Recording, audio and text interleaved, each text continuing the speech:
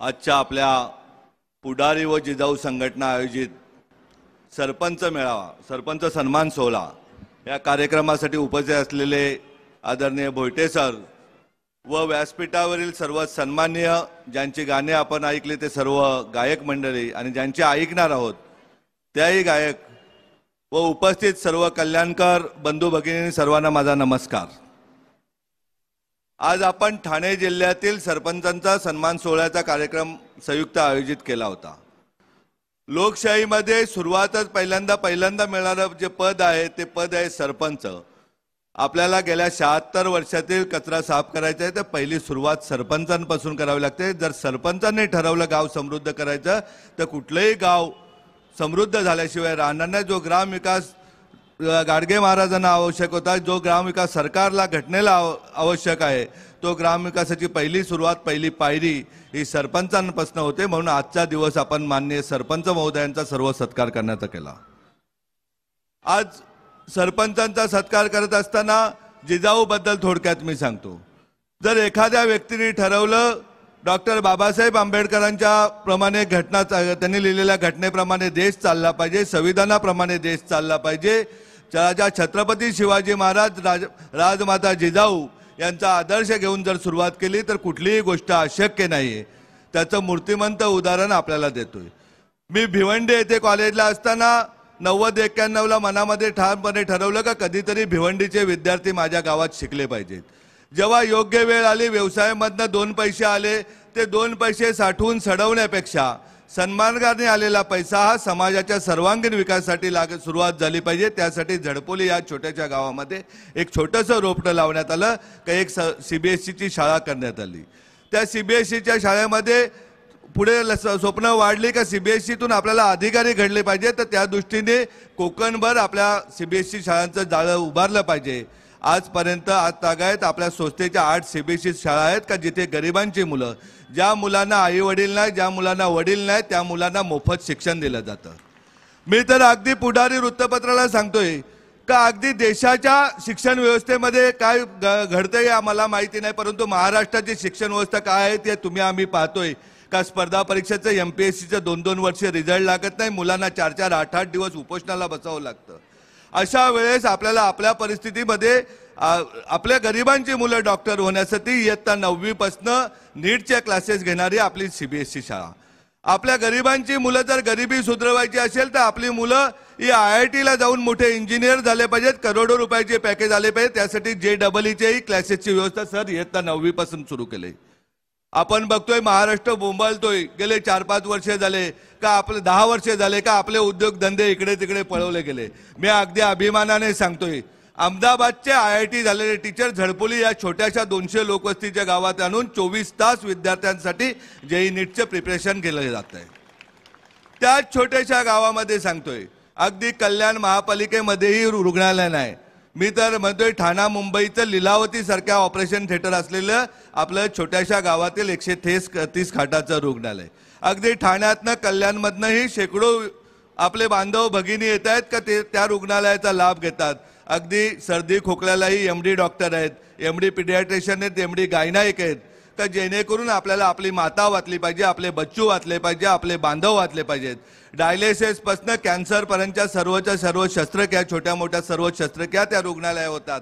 अगदी अभिमानाने सांगतोय ठाणे जिल्ह्याच्या कानाकोपऱ्यातूनच नव्हे तर कल्याणमधून आलेली ताई सिझरचं म्हणजे तिच्या डिलिव्हरीच्या वेळेस सिझरची व्यवस्था झडपोलीच्या रुग्णालयात होते। असं अद्ययावत रुग्णालय सुरू आहे आपल्या आणि तेही मोफत सुरू आहे। तायांनो दादांनो, आपल्याच कॅम्पसमध्ये एक अंध व मतिमंद शाळा आहे। आता आपण आशाताईचं गाणं ऐकलं असेल।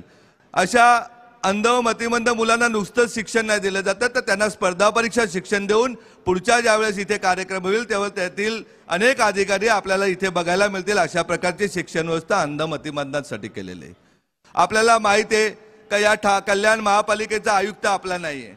गेले अनेक वर्ष आपण बघतोय कल्याण महापालिकेचे त्यांच्या स्थायी समितीतले वाद आपण बघतोय, सर्वसाधारण सभेतले वाद आपण बघत असतो का आयुक्त ऐकत नाही, त्यामुळे नगरसेवक बांधव भगिनी आमचे भांडायला उठतात, त्यांच्याशी प्रभागातलं काम होत नाही। आपल्याला नुसतं भांडून चालणार नाही, प्रशासनातील अधिकाऱ्यांविरुद्ध बोलून चालणार नाही, त्यापेक्षा प्रशासकीय यंत्रणा आपली झालीसाठी पाहिजे। यासाठी तायानो दादानो इयत्ता 9वी पासून फाउंडेशन क्लासेस स्पर्धा परीक्षाचं देणारी झडपोलीतील आपली जिजाऊ संस्था ही देशातील पहिली संस्था असेल। अगदी अभिमानाने सांगतोय, 200 लोकवस्तीच्या गावामध्ये 2000 विद्यार्थी महाराष्ट्रातल्या कानाकोपऱ्यातील गरिबांची मुलं येऊन शिक्षण घेतात। अगदीच म्हणतोय का कोल्हापूरहून आलेले स्वप्नील माने नावाचा एक तरुण, लहानपणी त्यांच्या आई गेल्या होत्या, इंजिनिअरिंग शिक्षण घेत असताना वडील गेले होते। हे तरुण 2018 साली जिजाऊला मिळाले आणि UPSCच्या 2021च्या रिझल्टमध्ये UPSC पास होऊन आज IPS ऑफिसर म्हणून पश्चिम बंगालला रुजू झालेले आहेत। नुकताच झालेल्या MPSCच्या निकालमध्ये 9 विद्यार्थी आपले MPSCचे इंटरव्ह्यू दिलेत, त्यामध्ये ऊसतोड मजुराचा मुलगाही आपल्याकडे येऊन तोही डेप्युटी कलेक्टरची एक्झाम पास झालेला आहे। आता तो लवकरच ट्रेनिंगला जाईल। अगदी आदिवासी बांधवी 3 विद्यार्थी MPSC मधनं पास झालेले, त्यांनाही लवकरात लवकर पोस्टिंग मिळेल।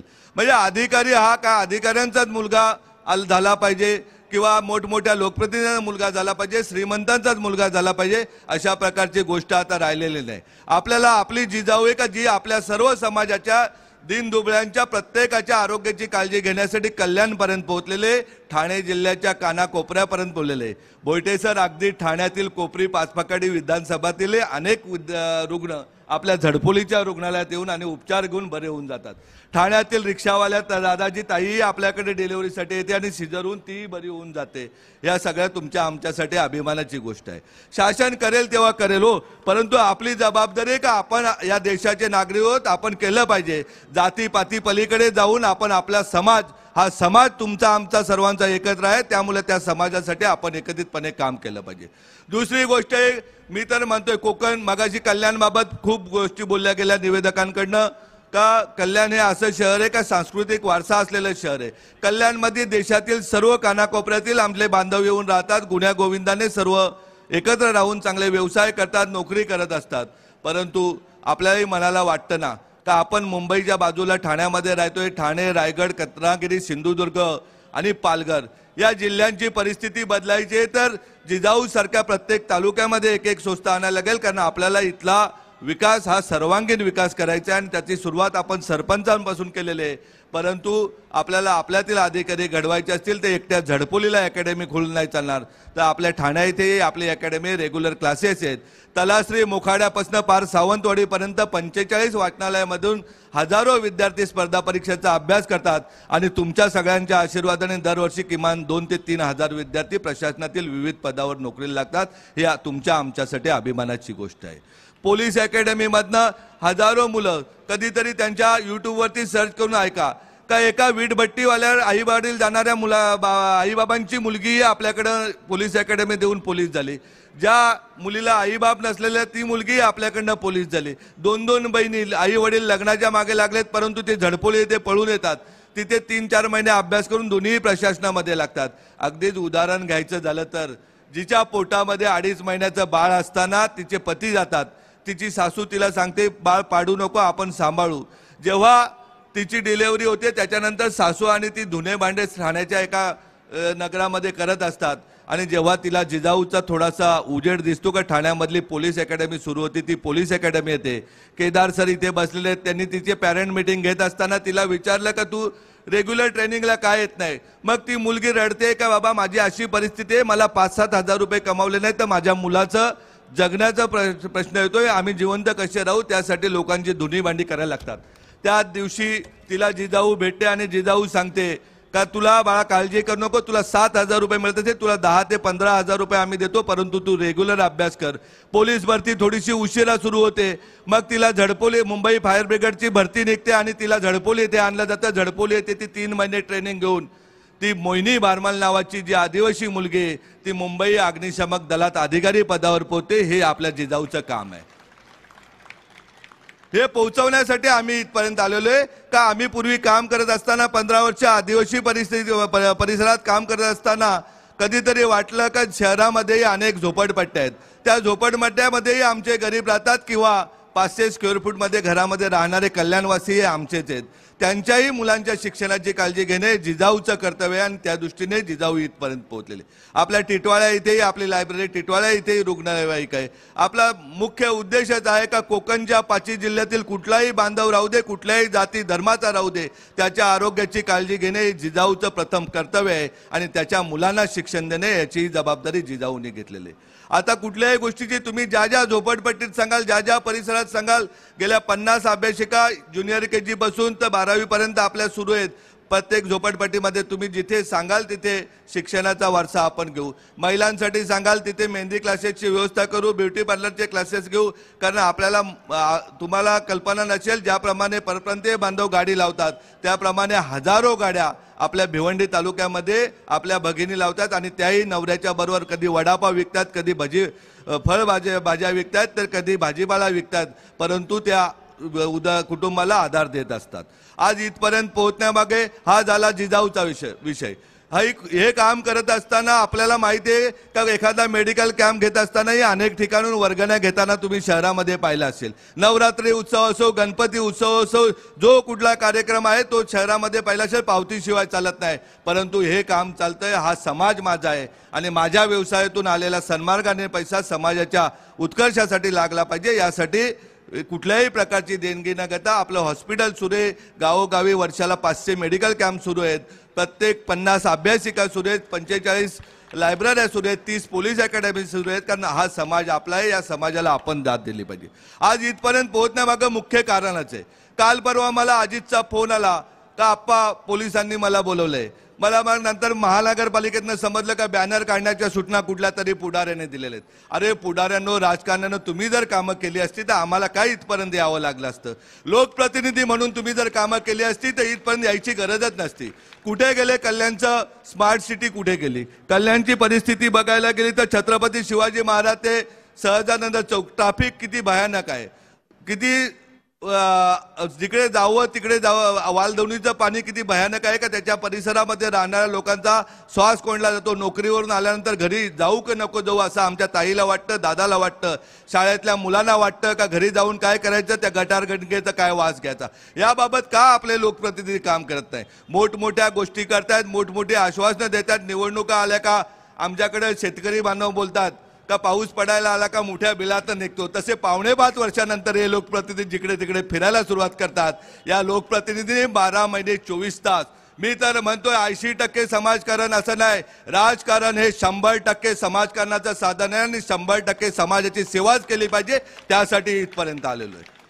का तुम्ही एखाद्या कुठल्याही लोकप्रतिनिधी तुम्ही बघा का त्यांनी निवडणुकीला, पहिली निवडणूक घडली तेव्हा त्याच्याकडे उत्पन्न स्रोत काय होता, दुसऱ्या निवडणुकीच्या वेळेस त्याच्याकडे किती कोटी झाले आणि तिसऱ्या निवडणुकीच्या वेळेस किती हजार कोटी झाले. हा काय पैसे कमावण्याचा धंदा आहे काय? व्यवसाय करायचा तर तुम्ही व्यवसाय दुसरा करा. राजकारण हा व्यवसाय होता कामा नये, शिक्षण संस्था हा व्यवसाय होता कामा नये आणि आरोग्य संस्था सेवा ही व्यवसाय होता कामा नये. या तिघांच्या आगेन जिजाऊ आहे म्हणून जिजाऊ इथपर्यंत पडले. अनेक ठिकाणी अनेक अनुभव येतात. कधीतरी नॉर्मल डिलिव्हरी होत असते तेव्हा त्या डॉक्टर, सरकारी डॉक्टरची प्रायव्हेट डॉक्टर बरोबर प्रॅक्टिस असते, कट प्रॅक्टिस असते आणि मग तो सांगतो नाही नाही या हॉस्पिटलला जा, तुझ्या बाळाच्या गळ्यामध्ये नाळ आहे किंवा ही ताईची डिलिव्हरी होणार नाही. मग ते त्या दवाखान्यात पाठवले, ते 1.5 2-2 लाख रुपये बिल होतात. शिक्षण संस्थेमध्ये बघायला गेलं तर कुठेतरी डोनेशन घेऊन मोठमोठ्या ज्याला काही येत नाही असे शिक्षक भरले जातात, त्याच्याने पिढ्याच्या पिढ्या नष्ट होतात. आणि राजकारणाबद्दल बघायला गेलं तुम्ही कल्याणचाच विचार केला तर जो कल्याणचा विकासाचा पैसा हा कुठे गेलेला आहे त्याचा शोध लावण्याची वेळ तुम्हाला आलेली का हा नक्की पैसा कुठे गेलेला आहे. आपण बघायला गेलं तर महापालिकेच्या शाळांची काय दुरावस्था आहे. कधीतरी कुठल्या लोकप्रतिनिधी जाऊन बघितलंय का? त्यांना वाटलंय का बाबा माझेही पोरं या शाळेमध्ये शिकतील तर अशा प्रकारची व्यवस्था केली पाहिजे. आम्ही अभिमानाने काय सांगतो, ज्या जिजाऊमध्ये ज्याला आई वडील नसलेली मुलं शिकतात त्याच शाळेमध्ये आमचीही मुलं शिकतात. त्यामुळे आम्ही अभिमानाने सांगू शकतो की जे करायचं, जे दिवसा जे करणार तेच रात्रीही करायचं, अशा प्रकारचं काम करूया. आपण बघायचं गेलं तर अनेक समस्या कल्याणमध्ये आहेत. आज आपण बघतोय मेट्रो सारखा प्रकल्पाच्या कधी होणार, कधी विकास होणार. प्रत्येक वेळेस गप्पा ऐकल्या जातात कल्याण इथे मेट्रो येणार. कधीतरी असं वाटतं का आपल्याला मुंबईच्या घरांच्या घरपट्ट्या माफ होतात मुंबई महापालिकेच्या, मग कल्याणच्या घरांच्या घरपट्ट्या कधी माफ होणार आहेत? आता तर आता तर तुम्हाला महानगरपालिकेची निवडणूक आहे, लोकसभा आहे, विधानसभा आहे. आता तरी राजकारण्यांनी कल्याणमधील घरांच्या घरपट्ट्या माफ कराव्यात हे सांगण्यासाठी मी इथपर्यंत आलेलो आहे. मोठमोठ्या बाता मारण्यापेक्षा कुठेतरी समाजाच्या हिताचे निर्णय घेतले पाहिजेत. आरोग्याची व्यवस्था कल्याणची कोण करणार आहे? मी तुम्हाला अभिमानाने सांगतोय, आज नाही कधी 12 महिने 24 तास तुम्ही कुठल्याही गावातला कुठलाही रुग्ण आपला बांधव असेल, भगिनी असेल, तुम्ही फक्त आवाज द्या. जिजाऊचा कार्यकर्ता अगदी सर्दी खोकल्यापासून पोटातल्या बाळापासून 100 वर्षाच्या आजोबापर्यंत जो कुठला आजार असेल त्याला 100% बरा करण्यासाठी एकही रुपया न घेता, एकही रुपया खर्च न होता त्याला केला जाईल एवढं आपल्याला सांगतोय. कुठलाही विद्यार्थी तुम्ही द्या, ज्याला आई वडील नसतील त्याही विद्यार्थ्याला द्याला, ज्याला वडील नसतील त्यालाही तोही विद्यार्थी द्या. त्याला त्यांनी पाहिलेलं स्वप्न पूर्ण करण्यासाठी, तो स्वप्न पाहत नसेल तर त्याला स्वप्न दाखवू आणि त्याला तयार करू का तू हे स्वप्न बाग. जेव्हा कलेक्टरचं स्वप्न मुलगा बघेल, मुलगी बघेल, तेव्हा तो तहसीलदार, प्रांत किंवा या महापालिकेचा आयुक्त तरी होईल एवढं तुम्हाला मी अभिमानाने सांगतो. आज कुठलीही गोष्ट अशक्य नाही. ज्याप्रमाणे बघतोय आपण, एखादा परप्रांतीय बांधव येतो या कल्याणच्या स्टेशनवरती, थोडा 2-4 दिवस झोपतो, 15 दिवसानंतर त्याला अंदाज येतो का कुठे कोणाला पटवायचं, मग कशा प्रकारे काम करायचं. कुठला तरी आपला नगरसेवक भाऊ असतो, कुठला तरी शाखा प्रमुख भाऊ असतो, त्याला हाताशी धरतो. कुठल्या तरी मोठ्या राजकारण्याचा पैसा घेतो आणि मोठमोठ्या बिल्डिंग एका पत्त्यासारख्या उभ्या करतो. तशा प्रकारचे आपल्याला अधिकारी घडवायचे आहेत. ज्याप्रमाणे ते पत्त्यासारखी इमारत घडवून मोठमोठ्या प्रमाणात पैसा कसा कमावता त्यांचा उद्देश आहे. आम्ही ठरवलं प्रत्येकाने, मी माझं मूल, माझं कुटुंब सांभाळेन, माझ्या मुलांना शिक्षण देईन, त्याचबरोबर माझ्या नात्यातील माझ्या मोलकरणीच्या मुलाला किंवा मुलीला, माझ्याकडे असलेल्या ड्रायव्हरच्या मुलाला मुलीला शिक्षण देईन. तर मला वाटत नाही का शिक्षणाबाबत कुठे दरी निर्माण होईल. आपण काळजी घेतो, आपल्या स्वतःच्या आरोग्याची काळजी घेतो, आपल्या कुटुंबाच्या घेतो, त्याप्रमाणे आपल्या मनामध्ये आलं पाहिजे त्या सकाळी दूध टाकणाऱ्या दूधवाल्याच्याही मुला घरी जर का आजारी असेल तर त्याला आपल्या परीने काही ना काही मदत केली पाहिजे. ज्याप्रमाणे देवाला आपण पैसे अर्पण करतो त्याप्रमाणे आपण आपल्या समाजातील मानवी देवाला जर पैसे अर्पण केले किंवा त्याच्या आरोग्याची काळजी घेतली, प्रत्येकाने आपल्या कुटुंबापत्र सोडून एका व्यक्तीची काळजी घेतली, तर मला वाटत नाही का या समाजामध्ये कुणी उपचाराशिवाय मरण पावेल. जेव्हा तुम्ही आवाज द्या त्यावेळेस तुमच्याबरोबर जिजाऊ एका कुटुंबाप्रमाणे असेल. माझं भाषण खूप लांबतं झालेलं आहे. आपल्याला सर्वांना सामंत मॅडमचं गाणे ऐकायचे आहेत, त्यामुळे मी थोडक्यात आवर्त घेतो. एक घटना सांगतो आणि थांबतो. आदरणीय सरपंच मगाशी किरण चन्ने साहेब इथे बसले होते. मी मगाशी भोईटे सरांना सांगितलं, लोकशाहीत मिळालेल्या पदासाठीही वरिष्ठ दुसऱ्या पक्षाचे मोठे राजकारणी त्यांना कसं, जे घटनेने दिलेला अधिकार आहे का तो SC समाजाचे एक आहेत का SC समाजाचं आरक्षण आहे त्यांना सरपंचाच्या पदाचं, तरी सुद्धा त्यांचं पद घालवण्यासाठी अगदी म्हणजे एवढे त्यांच्या निवडणुकीला प्रयत्न करणार नाही तेवढे यांना उद्ध्वस्त करण्यासाठी ते प्रयत्न करतात. परंतु या देशामध्ये आजही न्यायव्यवस्था जिवंत आहे. त्यामुळे कधीही राजकारण्यांनी कोणाला दाबण्याचा प्रयत्न केला, कितीही खोट्या केसेस करण्याचा प्रयत्न केला, तरी मला वाटत नाही जेव्हा चांगली लोक आपल्यासारखी तुमच्या आमच्यासारखी एकत्र येतील तेव्हा असे राक्षसी विचाराची लोक या राजकारणातूनच नाही तर समाजातून बाद होतील. हा शब्द तुम्हाला देतोय. नुसतं भाषण देण्यासाठी मी इथपर्यंत आलेलो नाही.